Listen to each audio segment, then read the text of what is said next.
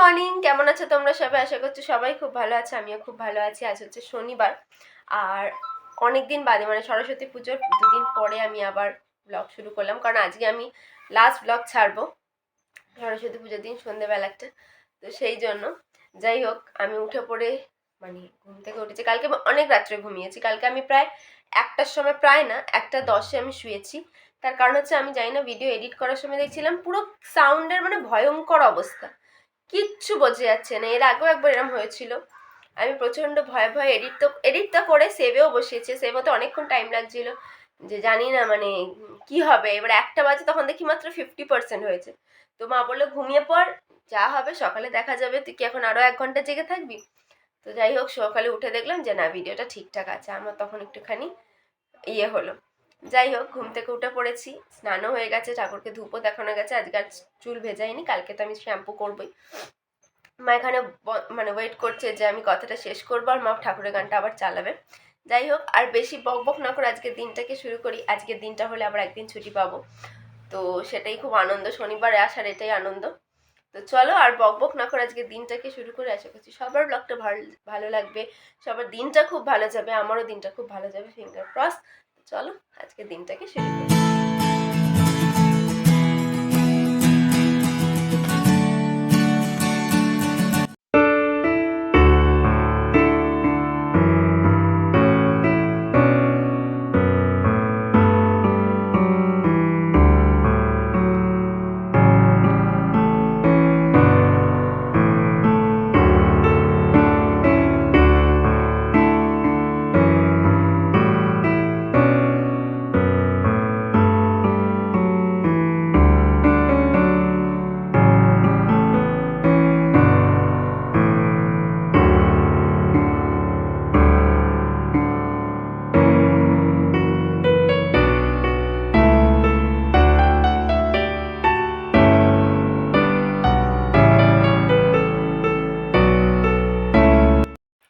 এ দেখো, এই হচ্ছে আমার খাবার।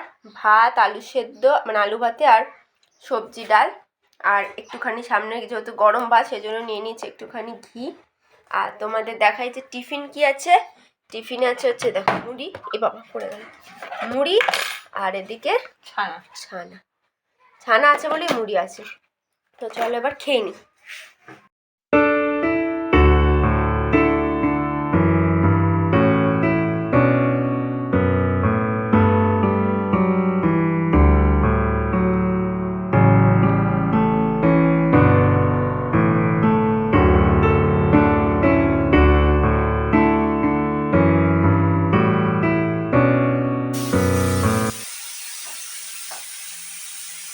আমার দেখে প্রেশার কুকার সিটি মারছে, এটা আমার কোনো দোষ নেই, আমার দেখতে ভালো লাগছে হয়তো সেই জন্য। যাই হোক, বাজে না বকে আমি বেরিয়ে যাবো। এই আমার ব্যাগ কই? ও, বেরিয়ে যাওয়াটাই ভালো, না তো এসব বাজে বকতে থাকলে আমার মা পিঠে দিয়ে দেবে আমার। চলো বক বক না করে আমি রেডি হয়ে গেছি, বেরিয়ে পড়ি। হ্যাঁ, ভাতটা আমি পুরোটা খেতে পারিনি, অনেকটা বেশি দিয়েছে মা, আমি পেট পুরো ভর্তি হয়ে গেছিলো। দিদা আসছি, চলো টাটা, বেরিয়ে পড়ি, মা আসছি, টাটা। গুড আফটারনুন, আমি বেরিয়ে পড়েছি, আর আমি এখন একটা ডেটে যাব। ডেট কার সাথে যাব দেখাবো, আমার খুব স্পেশাল মানুষের সাথে যাব আমি ডেটে। আর সেও বেরিয়ে পড়েছে বললো, সেজন্য আমিও বেরিয়ে পড়েছি। তো চলো, আমি বকবক করবো না, একদম ডেট স্পটে যাই, আর গিয়ে তারপরে তোমাদের সাথে কথা বলছি। চলো, দেখো বুঝতেই পারছো কোথায় এসে গেছি, ঠিকই ধরেছো, রবীন্দ্র সরোবরে এসে গেছি। আর রবীন্দ্র সরোবরে এসে দেখলাম এই যে একজন ঠাকুমা এরম ফুল বিক্রি করছে। আমি না দেখে লোভ সামলাতে পারলাম না, তো ভাবলাম আমার ভালোবাসার মানুষটাকে তো এইবারে আমি আর রোজ ডেতে কিছু দিতে পারিনি, অন্যবারে দিই, কিন্তু এবারে এতই দাম দেখলাম যে আমি ভাবলাম বাবা থাক। তো এই ঠাকুমার কাছে দেখলাম ঠিকঠাক দাম। সবচেয়ে ভালো হচ্ছে সুন্দর, ফুলগুলো খুব সুন্দর ফুটে আছে, আর রঙটা অসাধারণ। তো আমি সেই জন্য একটা নিয়েছিলাম হলুদ গোলাপ। হলুদ গোলাপের রঙটা যে অপূর্ব, মানে আমি বোঝাতে পারবো না। আর একটা নিয়েছিলাম লাল গোলাপ। হলুদ গোলাপ তার কারণ হচ্ছে যে ভালোবাসার প্রতীক, ভুল বললাম, সরি, একটু ক্ষমা করে দাও। হলুদ গোলাপ হচ্ছে বন্ধুত্বের প্রতীক, আর লাল গোলাপ হচ্ছে ভালোবাসার প্রতীক, তো সেই জন্যই আর কি। আর এই যে দেখো এসে গেছি, এবার আমি দিই। মা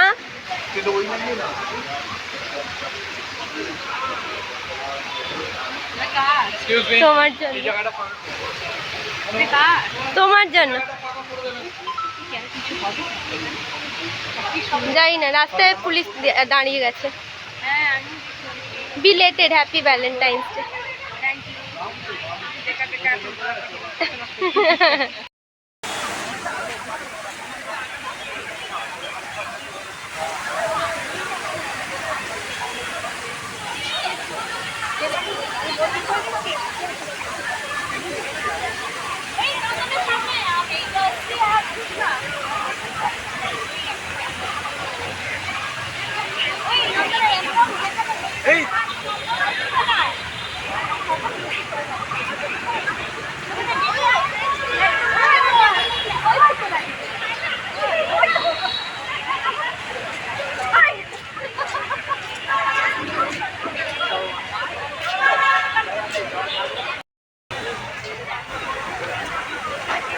ঘুরতে এসেও শান্তি নেই, অফিস টাইমের পরেও কাজ করছি, এই হচ্ছে জীবন। জীবন যৌবন সব শেষ। এই দেখো আমরা এসেছি নন্দনে। আসলে মায়ের খুব ইচ্ছা হচ্ছিল যে নন্দনে এসে সিনেমা দেখবে, তো মা বাবাকে বলেছিল, বাবা বলেছিল হবে না, তো মা বলে আমি একাই গিয়ে সিনেমা দেখবো। তারপরে মা বেরোনোর আগে বললো আমি, মানে মা প্রথমে ভেবেছিল তাড়াতাড়ি বেরোবে, বেরিয়ে একটা সিনেমার টাইম দেখে বলেছিল যে এইটাই দেখবো। তারপরে মা বেরোতে পারেনি অত তাড়াতাড়ি, তো আমায় ফোন করে বললো যে আমি নন্দনে যাব, তুই আসবি তাহলে, এখান থেকে একসাথে চলে যাব, যদি কোনো ভালো সিনেমা হয় কিন্তু আমায় দেখাতে হবে। বললাম ঠিক আছে। তো গিয়ে দেখি বাবা এখানে তো কিছুই হচ্ছে না, ওখানে চলছে ফ্রান্স ফিল্ম ফেস্টিভ্যাল। তো সেইখানে সেই হিসেবে আমি আর কি করব, কিচ্ছু মানে আর সেই দিনকে ছিল মানে ফার্স্ট ডে, তো একদম ভিড়। আর এই যে দেখো, দেখতেই পাচ্ছ একজনকে, আমাদের টলিপাড়ার অভিনেতা, খুবই জনপ্রিয় অভিনেতা, সুমন্ত মুখোপাধ্যায় স্যার, সন্তু মুখোপাধ্যায় স্যারের ভাই। তো আমার ওনাকে ভীষণই ভালো লাগে এবং আমি কথাও বললাম ওনার সাথে, এত ভালো কথাবার্তা, এত আমার যেটা ওনার সবচেয়ে ভালো লাগে সেটা হচ্ছে ওনার গলার আওয়াজ। ওনার গলার আওয়াজটা এত সুন্দর যে কি বলবো।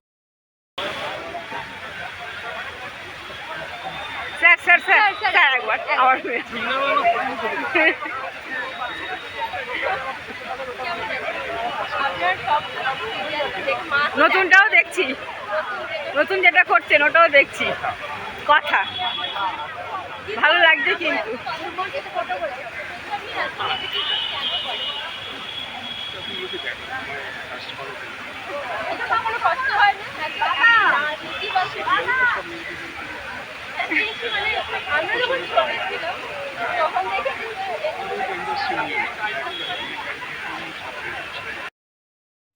স্যারের সাথে কথা বলে আমরা ভাবলাম যে যখন আজ সিনেমা দেখা হবেই না, তাহলে আমি আর মা একটুখানি ঘুরি। আর সেই হিসেবেই আমরা একটু এদিক ওদিক ঘুরছিলাম। আসলে মা চা খুঁজছিল, চাখোর মানুষদের যা হয় আর কি, চা না পেলে, সেই জন্য আমরা চাটা খুঁজে তারপর ওই যে ওই কাকুর কাছে চা খেয়ে মাই চা খেলো, তারপরে আমরা একটা গাছের তলায় গিয়ে বসলাম, আমি আর মা বসে আমাদের সুখ দুঃখের গল্প। আর রাস্তায় প্রচুর পুলিশ দিয়েছিলো জানো তো, আমি যখন পার হচ্ছি এত পুলিশ দেখে বললাম কী রে বাবা, কেউ কি আসবে, কিছু মানে ব্যাপার আছে। তারপর তো এখানে দেখে এসে এরকম ব্যাপার। আর এখানে মাঝে মাঝেই সব গোঁড়া মানুষরা আসছিলেন, মানে গোঁড়া মানুষরা বললাম কেন, আগেকার দিনের মানুষরা যেহেতু গোঁড়া মানুষ বলতো ফর্সা মানুষ দেখলে, সাদা চাংড়া, সেই হিসেবেই। তো যেহেতু ফিল্ম ফেস্টিভ্যাল ছিল, ফ্রান্স ফিল্ম ফেস্টিভ্যাল, সেই জন্য হয়তো বিদেশিরাও আসছিলেন, মানে বিদেশি মানে আমি বলছি না বিদেশ থেকে এখানে আসছেন, হয়তো এখানেই থাকেন, বা আমি অত জানি না, ডিটেলস আমি বলতে পারবো না। আমি দেখলাম, দেখে আমি আর মা খুব মজা পাচ্ছিলাম, তো আমি ভাবলাম একটু ভিডিও করি, সেই হিসেবে তোমাদের সাথে দেখালামও। আর যেহেতু ওনাদের পারমিশন ছাড়া তো এরমভাবে ভিডিও নেওয়া এটা উচিত নয়, সেজন্য আমি বেশি তুলিনি, যতটা ওনারা ঘোরাঘুরি করছিলেন আমি সেই সময়তেই একটু ভিডিও তুলেছি। আর দেখে আর আমি এদিকে আমি আর মা বসে আছি, ওই যে বললাম গাছতলা, প্রথমে গাছতলায় বসেছিলাম, তারপরে অন্য জায়গায় গিয়ে অন্য সিটে গিয়ে বসেছিলাম, বসে এই যে আমি আর মা গল্প করছিলাম। আর এখানে মা বলছিল আমাদের ভিডিও কেন তুলছিস, তুই ওদের ভিডিও তুল, এটাই মা আমাকে বলছিল। তো আমি বললাম না, আমি আমার ভিডিও তুলবো। তারপরে আমি ভাবলাম যে না চলো, অনেকক্ষণ বসেছি, তখন বাজে প্রায় 6:45, অনেকক্ষণ অনেক গল্প করার পরে আমি আর মা সিদ্ধান্ত নিলাম যে একটু কিছু খাবো। প্রচণ্ড খিদে পাচ্ছিল আমার, প্রচণ্ড খিদে। আর যেহেতু আমি এখন শনিবার পালন করি আর বাইরে উল্টোপাল্টা ননভেজ খাবো না, সেই জন্য আমরা ভাবলাম তাহলে হলদিরামসেই যাবো। আর হলদিরামস যেতে গিয়ে লাইনটা খালি দেখো, জাস্ট দেখার মতো লাইন। একটা সময় মা বলছিল চলো আমরাও ঢুকি, কিন্তু এই লাইন দেখে আমার মায়ের সব সেই ইচ্ছা চলে গেছে। লাইনটা এত বিশাল, মানে এটা ঠিক ওই শিশির মঞ্চ না নজরুল মঞ্চ ওদিকে যেটা আছে না, জ্ঞানেন্দ্র মঞ্চ এরম কিছু আছে, গগনেন্দ্র মঞ্চ ওই দিকটা, আর শিশির মঞ্চ ওইগুলো পুরো ছাড়িয়ে চলে গেছে, মানে আমি কি বলবো। যাই হোক, তারপরে সেই লাইন দেখে আমরা অবাক হয়ে তারপরে এলাম আমরা হলদিরামসে এসে দেখলাম সেখানেও যেহেতু ভ্যালেন্টাইন্স সবে শেষ হয়েছে, সেই জন্য সব এই যে বেলুন টেলুন দিয়ে সাজানো, আর কত চকলেট তখন সারা সব সময়তেই পাওয়া যায়। আর আমরা না ঠিক চকলেটের পাশেই বসেছিলাম। আমি মাকে বলছিলাম চলো একটা তুলে নিই, তো আমার মা বললো যে তুলে নিই যে বলছিস, খাবি তো না, ঘরে গিয়ে সেই তো পড়েই থাকবে, না তো একে ওকে তাকে দিয়ে দিবি, তাহলে তুলে নিয়ে বললে কী হবে। বললাম হ্যাঁ, কথাটা তো ঠিক, আমার মায়ের মাথায় প্রচুর বুদ্ধি আছে। তারপরে অনেক ভেবে চিনতে ভাবা হলো আমরা কি খাবো, সেই দেখে আমি গেলাম খাবার আনতে। আর এখানে গিয়ে না ওই একটা খাবো ভাবি, আর তারপরে খাবারের জায়গায় গিয়ে মনে হয় অনেক কিছু খাই, এটাই আর কি হয় দেখবে, অন্তত আমার তো হয়। মানে আর যেটা আমার একটা জিনিস ভালো লাগে সেটা হচ্ছে যে কোনো রেস্টুরেন্টে ঢুকলে নিজে কী খাচ্ছি সেটা দেখি না আমি, পাশের টেবিলগুলোতে আমার ভালো লাগে কে কী খাচ্ছে সেটা দেখতে। যাই হোক, আমরা নিয়েছিলাম হচ্ছে, আমি নিয়েছিলাম দই বড়া আর মা নিয়েছিল হচ্ছে ধোকলা। এই নিয়ে আমরা খাবার কমপ্লিট করে ডেটও কমপ্লিট করে বাড়ি ফিরেছিলাম।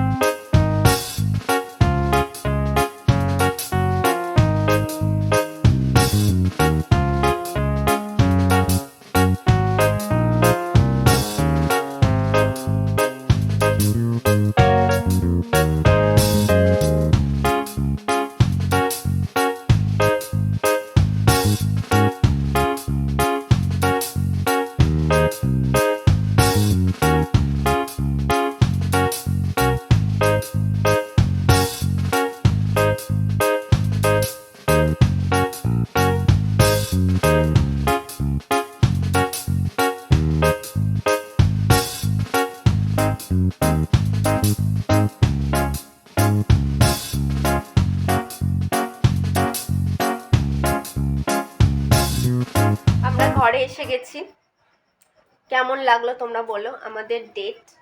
আমি বললাম আমি আমার স্পেশাল একজন মানুষের সাথে যাব, ঘুরে চলে এসেছি ঘরে।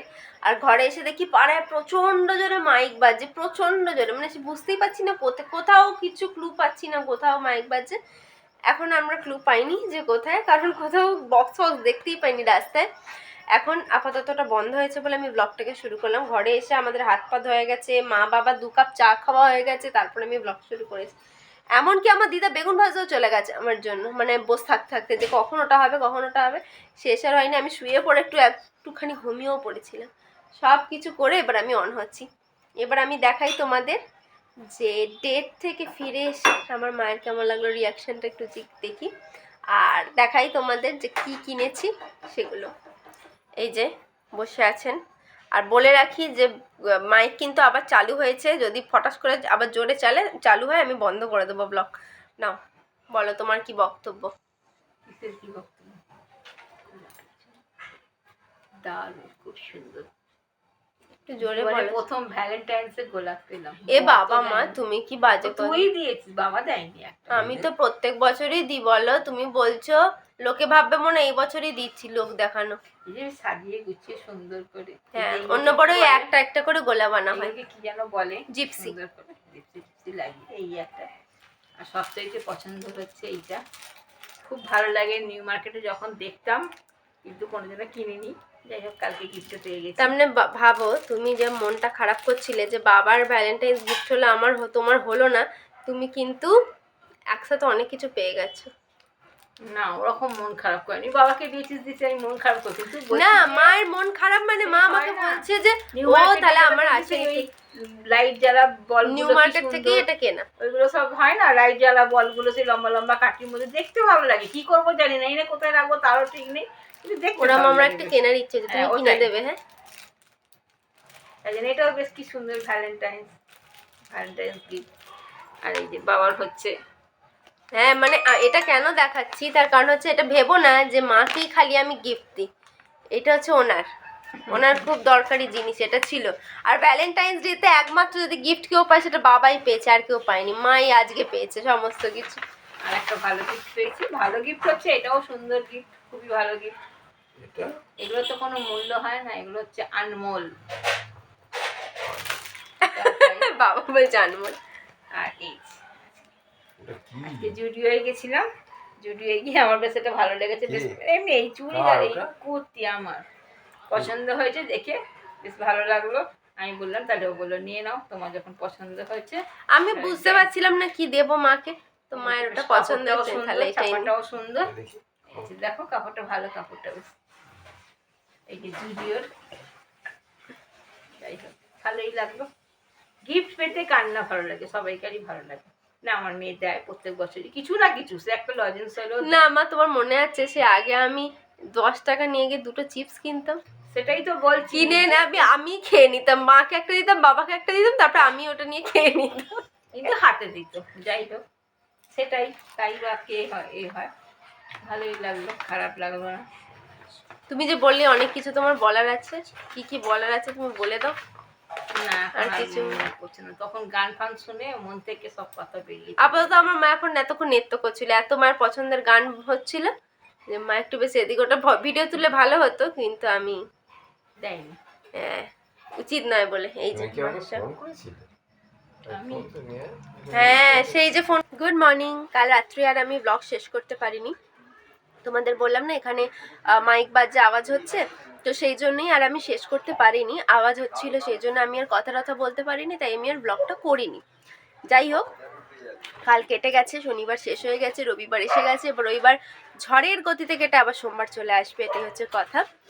আর ঘুম থেকে উঠে পড়েছে, আজকে আমি তাড়াতাড়ি উঠেছি, আসলে ভেবেছিলাম একটু হাঁটতে যাব, কিন্তু তারপরে উঠে বাবা বলছে থাক তুমি রোজই তো, সেই তো রোজই সকালে উঠে খেয়ে দেই তারপরে বেরো, সেই হাঁটা হয়েই যায়, থাক দরকার নেই, শুয়ে রেস্ট নাও, তো সেই জন্য আর কিছু করিনি।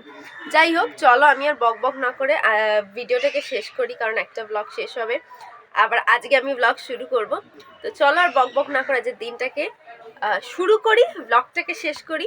আশা করছি তোমাদের ব্লগটা ভালো লেগেছে, ভালো লাগলে প্লিজ লাইক শেয়ার কমেন্ট আর সাবস্ক্রাইব করে দিও, পাশে থেকে দেখতে থেকে শ্বেতার সাথে সারাদিন। আজকের মতো এখানেই, টাটা।